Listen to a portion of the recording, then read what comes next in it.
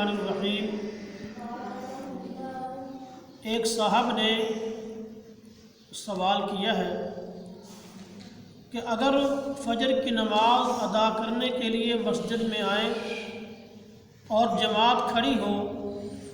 تو سنتے اسی وقت پڑھنی چاہیے یا بعد میں؟ اس کا جواب یہ ہے کہ اگر انسان فجر کی نماز ادا کرنے کے لیے مسجد میں جائے اور دیکھے کہ جماعت کھڑی ہے تو آپ صلی اللہ علیہ وسلم نے ارشاد فرمایا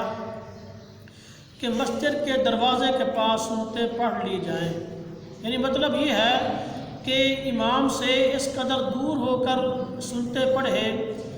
کہ امام کی آواز اس کے کانوں تک نہ جائے۔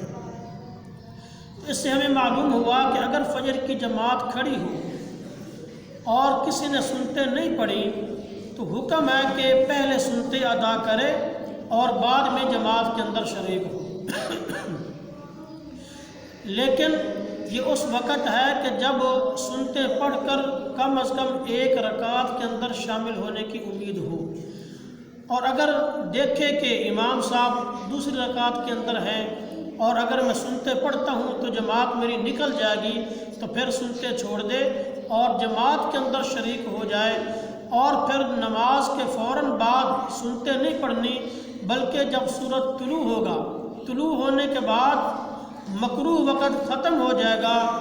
جس کا دورانیہ 12 منٹ ہوتا ہے، تو اس کے بعد